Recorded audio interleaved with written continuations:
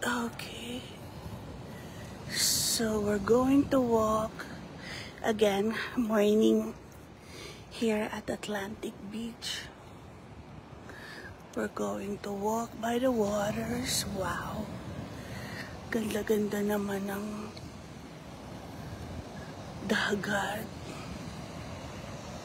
And it's Memorial Day. It is May 26, and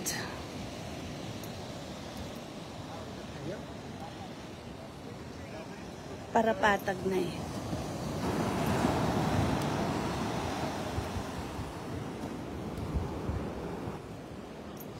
So lalakad natin si Mother. Ang ganda-ganda talaga oh. O diba? O di masaya.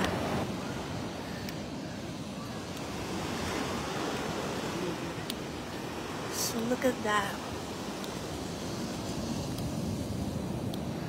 Ang ganda ng waves. So, o diba, hindi mo kailangan.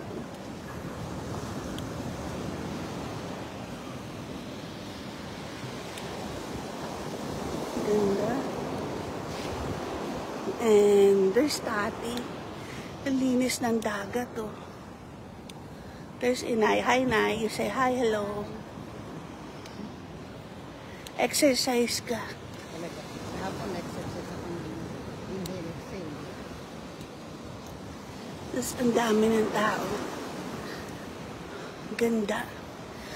You know, yesterday, ang saya-saya talaga.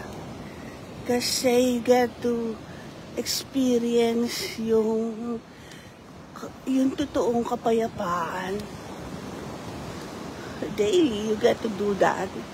Pag sinimulan mo yung araw mo ng payapa, it will end hanggang alas 9 ng gabi. It is still calm. It is still calm.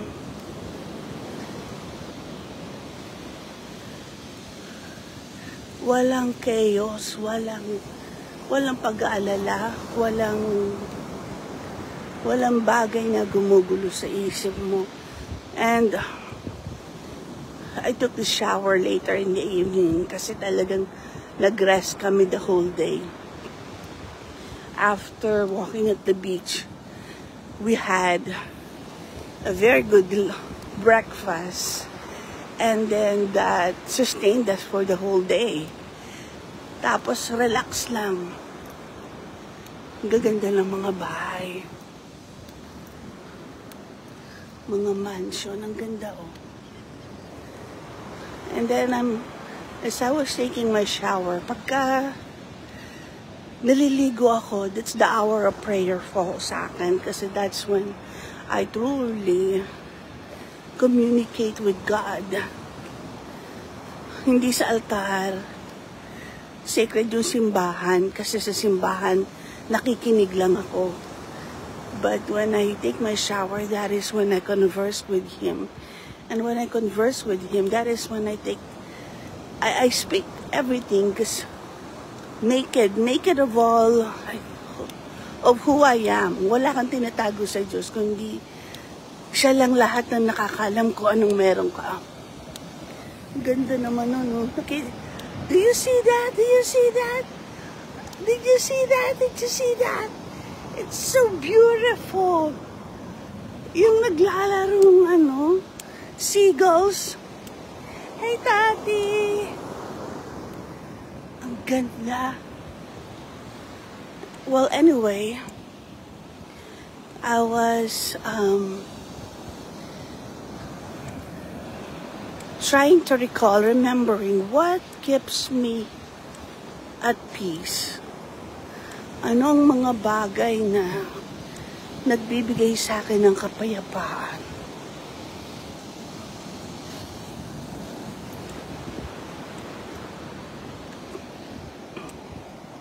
Hey, baby! Hi, Neneng! Hi, baby! Hi, Tati! You happy? You happy? You happy? Oh my! Oh my baby! You happy? Oh, you're happy!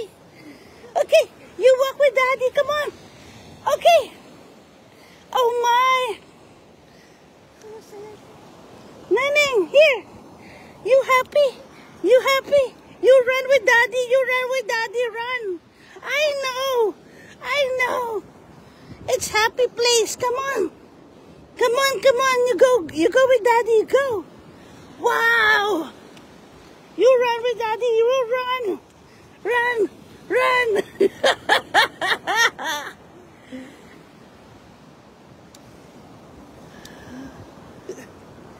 Saya, saya. Well, that's one thing that gives me happiness.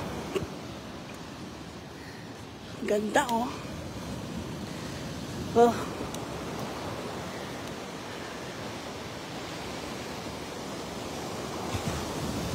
Oh, ang ganda ng...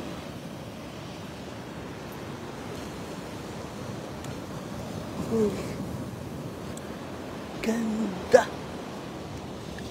It's so pretty.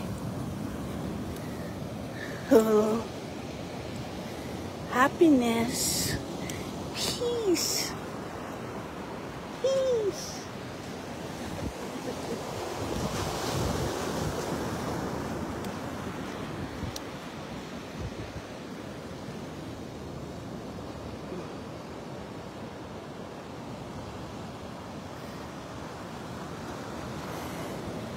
It's surrendering.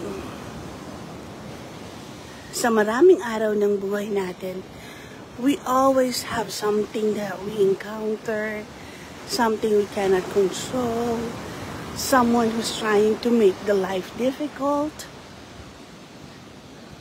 And I have learned, not quickly, I truly put my mind set on surrendering. So I did. I keep surrendering those events, people, situations, my illnesses, my hopes, my dreams, my goals. Parang may sasakyan.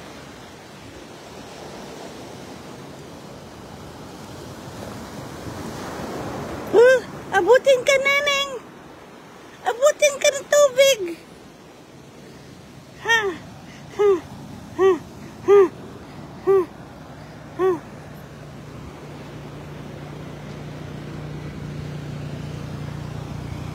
Okay, continue walking.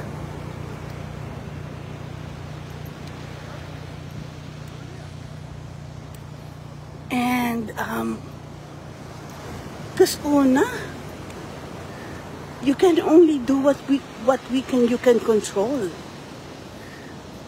Ang sitwasyon, ano ang kaya mong kontrolin sa sitwasyon ng buhay mo? Only part of it. Only those done by you, created by you. But the rest, it's up to God and to the rest of the world. So you give it up.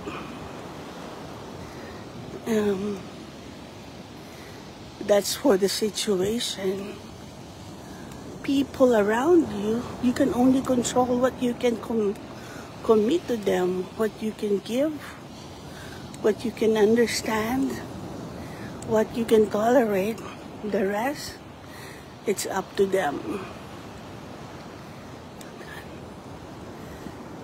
And all the other things, people who is doing good or doing bad, you cannot control them.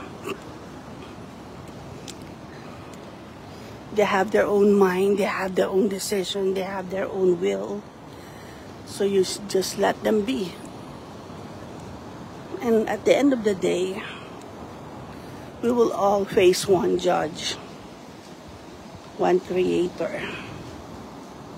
If you do good, you will be rewarded. If you do bad, you will be punished. And everything has its equivalent. For every action, there is an equal or opposite reaction. So, Romans 12:19, God says the vengeance is His. Also, I've learned it from my parents. Do not even lift a finger to defend yourself, because God will completely protect you, and He will definitely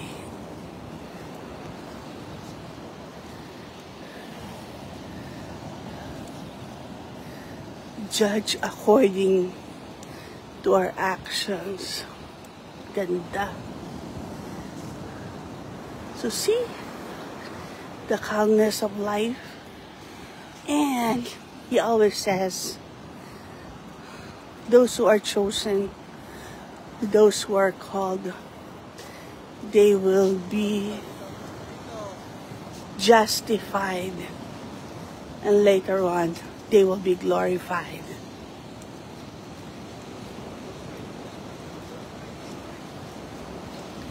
The world is not perfect, but you can always do the best that you could to make it worth living. So show up, love, and just give.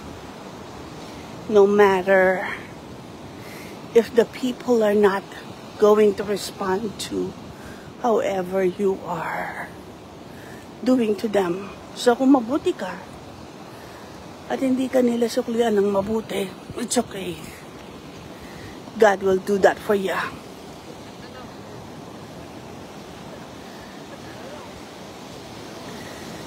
Kung masama ang tingin nila sa'yo, it's okay.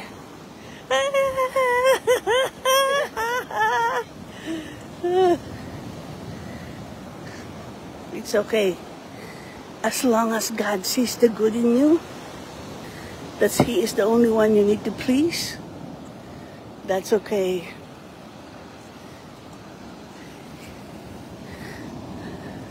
Nakita ko sa mga magulang ko yan. Nakikita ko sa kapatid ko. Ang maraming salita. But he just smiles and he just kept doing what is good. And he is at peace. He is always at peace. Never bothered. So, that's the beauty of the world.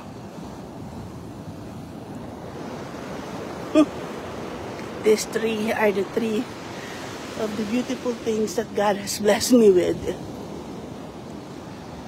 And more. And more.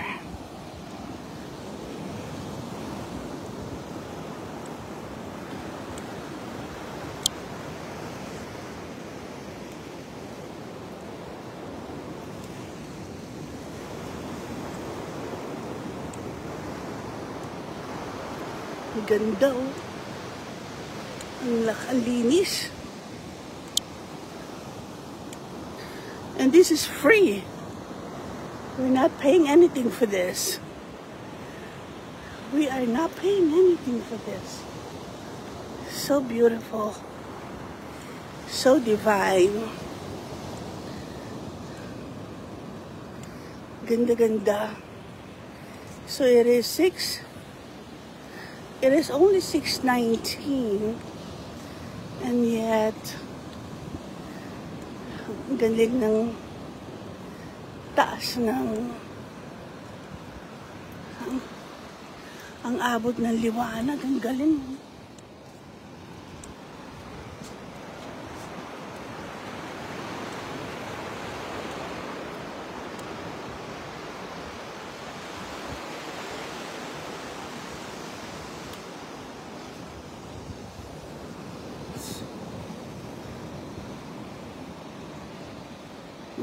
Saya ng ano. Ang saya-saya. So yun.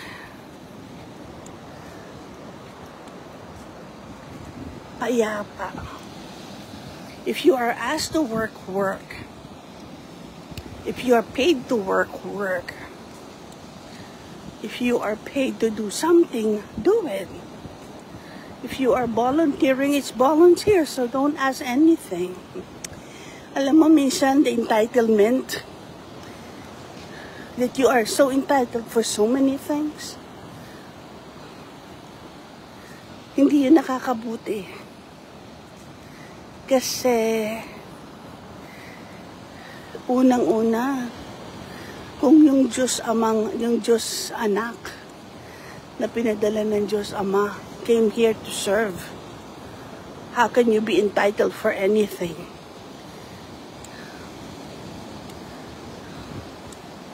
Kasi yung entitlement, it can ruin the soul. But if you come humble, in every way, sabi nga, sa piyesta, o sa isang handaan, huwag kang umupo sa unahan, doon ka sa likuran. Kasi kung darating ang host at kailangan kanyang ilagay sa unahan, gagawin niya yun. Hindi ka mapapahiya. But when we come to be entitled, when we wanted always front row on our own will, minsan doon tayo sinisipahan ng pride. Doon tayo tinatapakan ng mundo. Kasi we think so much of ourselves. But the trueness is we are nothing. You cannot ask for more hour for your life kung hindi yung bibigay sa'yo ng Diyos. You cannot heal yourself if God don't want you to be healed. We are at the mercy of the Father. Kung gusto niya tayong pagalingin, papagalingin niya tayo. But if we will live in pride, balik na, then it will be our destruction. Ang ganda.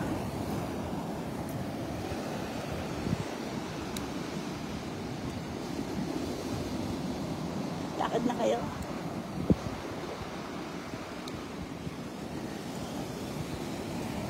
Ganda naman ito. Super duper pretty. Pagod na kayo? Pagod na kayo? Hindi, okay lang. Okay lang. Okay lang. Mahangin naman. Ay, sige, babalik tayo doon. Kasi yung araw pa ganun, no?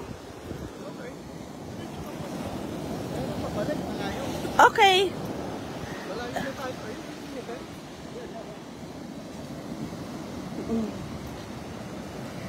Okay. Ang ganda-ganda, oh. So, where are we?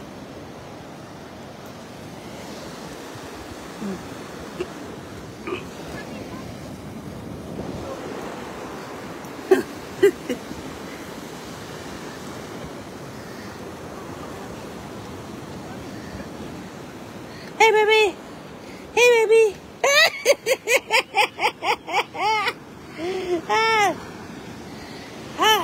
Mababasa ka ng tubig dyan! Hala, hala, hala, hala, hala, hala!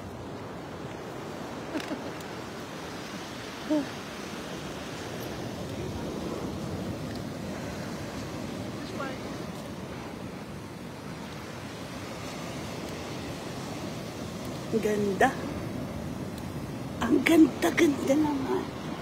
So pretty talaga. So peaceful talaga.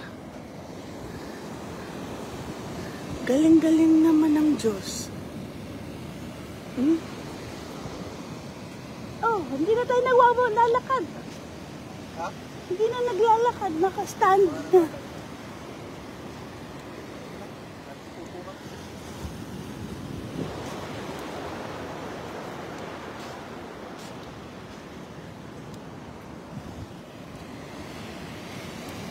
Ganda, oh.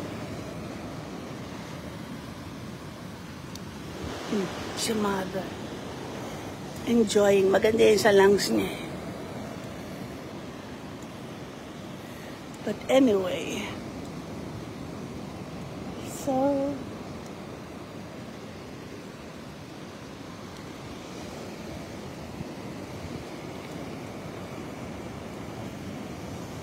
I hope everybody will have a chance to see this, the beauty of humility, so that we can all have peace, the beauty of surrender, so we'll know when to give up and what to give up, the beauty of reliance on God, so we care, we worry less, and we trust more.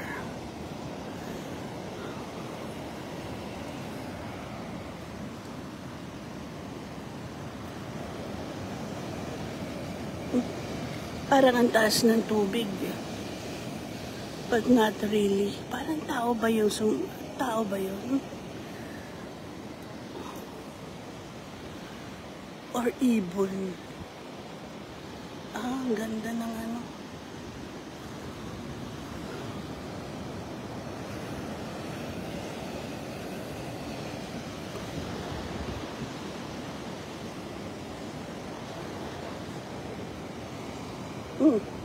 The sun is shining up. Tumataas na siya.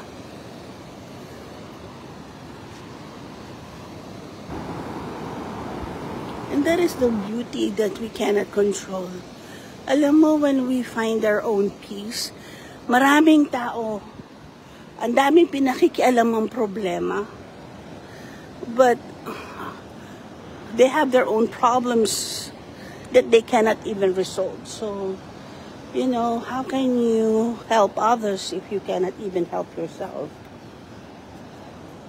How can you teach somebody something if you don't even have it?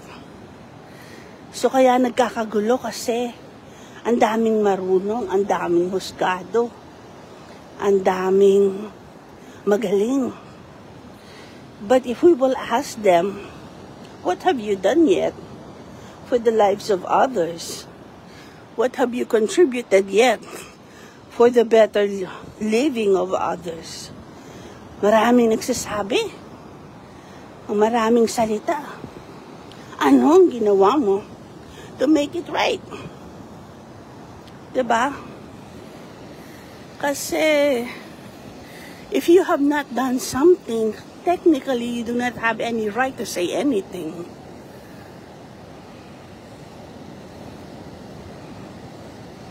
Kung hindi nila yun nakikita, mahihirapan ng maraming tao.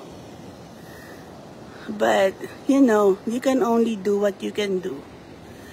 So, I share what I know, but I do not expect everybody to understand what I say. So, I just keep doing it. I just keep surrendering. I just keep praying. I just keep on speaking the truth, and I keep on believing, knowing that God has a special plan for each one of us, that I am not the judge of anyone, but I pray for all, because I also believe that each one of us has a purpose in this life. I may not understand it now, but in time, I know all will be revealed, and the power of God among us will be radiant and will be magnified. The purity of soul is something that we can achieve. The purity of our heart can be attained only through the grace of God, if we will believe and we will follow His words and unite ourselves with the Eucharist. Only then we can find true peace. Oh! Oo nga eh. Nantay ko umakyat. It's so pretty, baby. It's so pretty. Daddy made you so happy today ulit. Ganda ng ano. Hello!